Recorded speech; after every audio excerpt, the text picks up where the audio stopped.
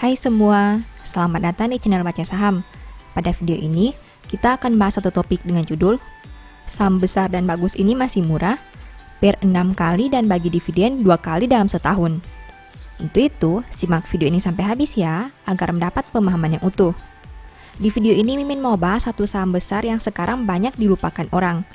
Perusahaan cukup hebat karena punya total aset yang mencapai 120 triliun, di mana pada awal tahun 2022 mereka berhasil mencetak laba sebanyak 4,3 triliun yang naik sebanyak 132%. Selain itu, dividennya besar, bahkan lebih besar dibandingkan dividen saham big cap seperti BRI, BCA, dan lain-lain. Aspek lain yang membuat saham ini menarik karena punya valuasi yang masih rendah dengan per 6 kali. Nah, karena laporan terbarunya sudah terbit, Mimin mau bahas kinerja triwulan 1 2022 saham ini.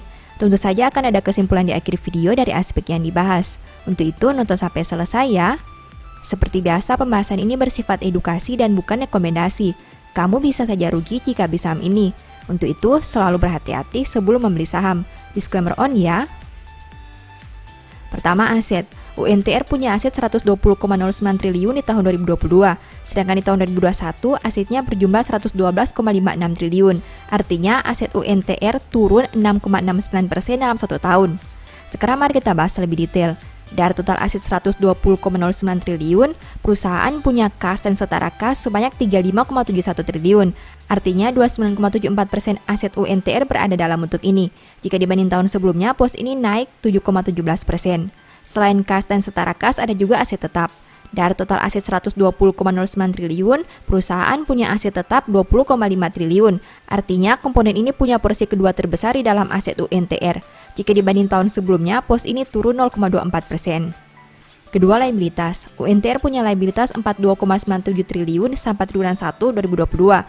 Sedangkan di tahun 2021, liabilitasnya berjumlah 40,73 triliun. Artinya hutang UNTR turun 5,50% dalam 1 tahun. Nah, dari total liabilitas 42,97 triliun, perusahaan punya utang usaha sebanyak 16,78 triliun. Artinya 39,05% hutang UNTR berada dalam bentuk ini. Jika dibanding tahun sebelumnya, pos ini turun 17,42%. Selain utang usaha, ada juga akrual.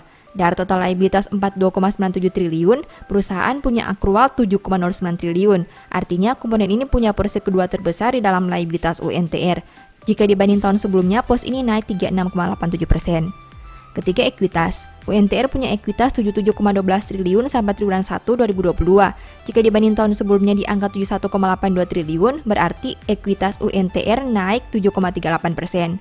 Dari total ekuitas 77,12 triliun, perusahaan punya saldo laba belum dicadangkan sebanyak 60,81 triliun. Artinya 78,85% ekuitas UNTR berada dalam bentuk ini.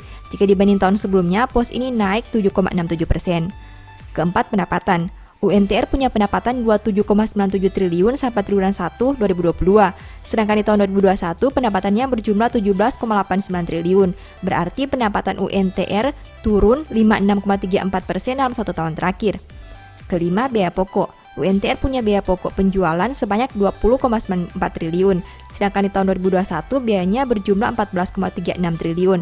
Berarti biaya pokok turun 45,82% dalam 1 tahun terakhir. Keenam, laba. UNTR mampu menghasilkan laba sebanyak 4,32 triliun. Jika dibanding tahun sebelumnya di angka 1,86 triliun, berarti laba UNTR naik 132,26% dalam 1 tahun terakhir. Ketujuh, rasio keuangan. UNTR punya ROE 23,52% dengan NPM 15,44%. Sedangkan untuk sisi resiko, saham ini punya DER 58,46%. Rasio keuangan perusahaan ini bisa dikatakan sangat baik. ROE dan NPM di atas 15%, sedangkan utang perusahaan hanya sekitar 50% dari ekuitasnya. Sehingga membuat komponen ini cukup ideal dan menarik untuk dipelajari lebih lanjut. Kedelapan, valuasi. Saham ini punya PER 6,26 kali dan PBV 1,47 kali. Saham UNTR punya valuasi yang cukup menarik dengan PER 6 kali dan PBV 1,4 kali. Salah satu faktor yang menyebabkan valuasinya bisa seperti ini adalah laba yang naik di atas 100%. Tapi pertanyaannya, apakah kondisi ini bisa dipertahankan dalam jangka panjang? Atau laba naik signifikan hanya dalam satu periode saja? Setelah melihat pembahasan tadi, ini kesimpulannya. 1. Kenaikan total aset berasal dari berbagai faktor, seperti peningkatan kas, piutang usaha, persediaan, dan lain-lain. 2. Liabilitas naik karena utang usaha yang bertambah. 3. Peningkatan ekuitas berasal dari saldo laba. 4. Laba naik 132% karena pendapatan yang tumbuh melebihi kenaikan ekuitas. 5. Rasio keuangan perusahaan ini sangat baik. 6. Valuasi masih dipertimbangkan baik dari PER dan PBV. Demikian analisa singkat saham UNTR berdasarkan laporan keuangan triwulan 1 2022. Selalu ingat bahwa pembahasan ini hanya dari sudut pandang pribadi. Tidak ada jaminan pasti profit dan mungkin saja kamu bisa rugi jika beli saham ini. Sebagai informasi, di tahun 2022, Mimin menulis e-book baru dengan judul Cara Cepat Analisa Laporan Keuangan. E-book ini ditulis karena Mimin lihat banyak pemula yang masih bingung dengan cara menganalisa laporan keuangan. Kalaupun bisa analisa, biasanya menghabiskan banyak waktu karena harus membaca laporan keuangan yang sangat tebal. Dengan terbitnya e-book ini diharapkan kamu bisa menganalisa laporan keuangan secara mandiri dan tentunya tidak membuang banyak waktu. Banyak tips dan trik yang bisa digunakan sehingga kamu tidak perlu membaca angka satu persatu.